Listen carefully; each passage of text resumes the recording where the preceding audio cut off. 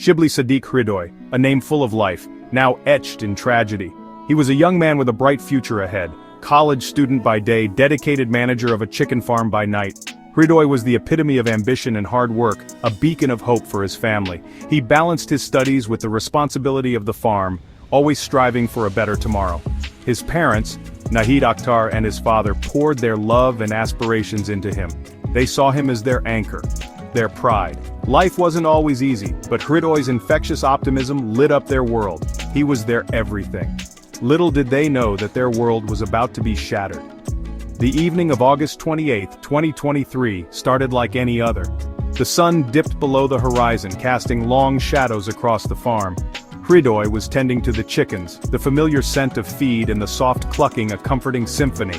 But this evening, a sinister plot was brewing, a plot that would silence Hridoy's dreams forever. Darkness fell, cloaking the farm in an eerie silence. Unseen eyes watched Hridoy's every move. Fear was a stranger to him, but tonight it lurked in the shadows, waiting to pounce. A CNG vehicle rolled up, its headlights cutting through the darkness. Hridoy, unsuspecting, approached the vehicle. Before he could react, a hand shot out, clamping over his mouth. He struggled, his heart pounding against his ribs, but it was no use.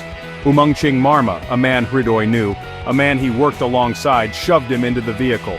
Betrayal cut deeper than the ropes that now bound him. The engine sputtered to life, the sound a death knell to Hridoy's dreams. As the vehicle sped away, it took with it the laughter, the hope, the future that was Hridoy. Silence. An unbearable, deafening silence. Hridoy's family waited, each tick of the clock an eternity. Where was their son? Their laughter died in their throats, replaced by a chilling dread that gnawed at their insides. Then the phone rang. The kidnappers' voices were cold, devoid of humanity. They demanded 200,000 taka, an impossible sum for Hridoy's family. Fear twisted their insides, choking their hope, but they had to save their son. Days turned into nights, each moment an agonizing dance with despair. Frantically they gathered every bit of their savings, borrowed from anyone who would lend. Their son's life hung in the balance. Finally, on September 1st, they paid the ransom, their hands trembling with fear and desperation. They waited for Hridoy's return. They waited in vain. Days bled into weeks. Hope, once a flickering flame, threatened to extinguish. The police investigation was their only lifeline. Each door knock, each ring of the phone, brought fresh waves of anticipation and dread. The tight-knit community, shaken to its core, whispered amongst themselves. Suspicions ran deep, fingers pointed. The police, relentless in their pursuit, followed every lead, every whisper. The net was closing in. Finally, a breakthrough. 4 suspects, all known to Hridoy, cracked under the pressure. Their confessions painted a horrifying picture, their words dripping with guilt and remorse. They revealed a tale of betrayal, of greed, of unimaginable cruelty. Section 5. The Mastermind Unmasked. The investigation led them to him, Umangching Marma, the mastermind behind the heinous act. He was the one who had betrayed Hridoy's trust, who had orchestrated the abduction. His greed knew no bounds, his heart devoid of any human compassion. On September 10th, the police apprehended him. His eyes, once filled with arrogance, now flickered with fear.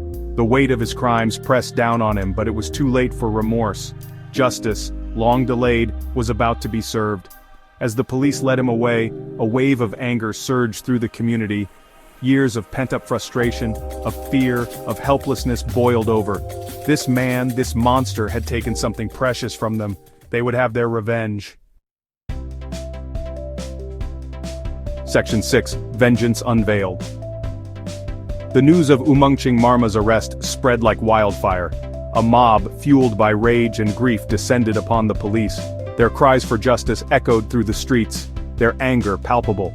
The police, outnumbered and overwhelmed, were powerless to stop the tide of fury. Before they could reach the safety of the police station, the mob seized Umangching Marma. Their rage was a force of nature, their grief a tempest that knew no bounds. They rained down their fury upon him, their cries for justice morphing into a cacophony of violence. When the dust settled, Umangching Marma lay dead. He paid for his crimes, not in a court of law, but at the hands of a community robbed of its peace, its innocence. Justice, swift and brutal, had been served. but at what cost? Section 7. Where the Shadows Lie. The police, their investigation now intertwined with the specter of mob justice, pressed on. They had confessions, they had a mastermind, but they still didn't have Hridoy. Where was he? The question gnawed at their conscience at the heart of the investigation. The trail led them to a dense forest, a place where shadows whispered secrets and the air hung heavy with unspoken truths. The suspects, their voices tinged with fear and remorse, led the police deep into the heart of the forest. And there, amidst the undergrowth, they found what they were dreading. Fragments of bone, scattered and bleached white by the elements.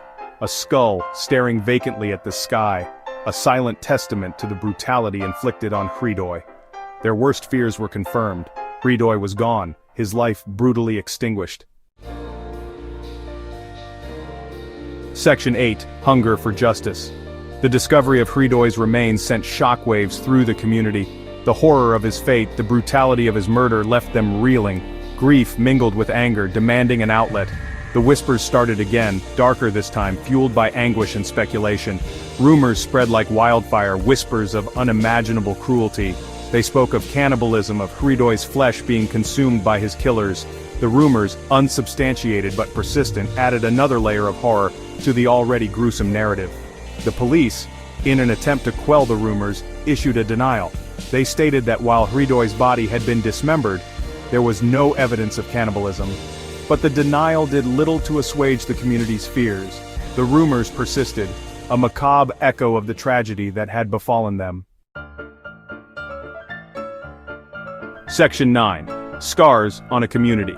Hridoy's murder was not just a crime against an individual, it was a wound on the soul of the community.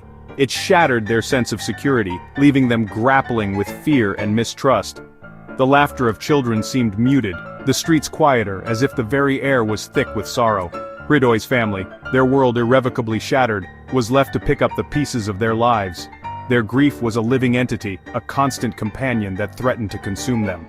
They had lost their son, their hope, their future. What was left but the echoes of what could have been? The tragic tale of Shibli Sadiq Hridoy serves as a chilling reminder of the darkness that can reside in the human heart. It is a story of betrayal, of greed, of a life brutally extinguished. And as the community mourns the loss of one of their own, they are left to confront a chilling question. How do you heal from a wound that runs this deep?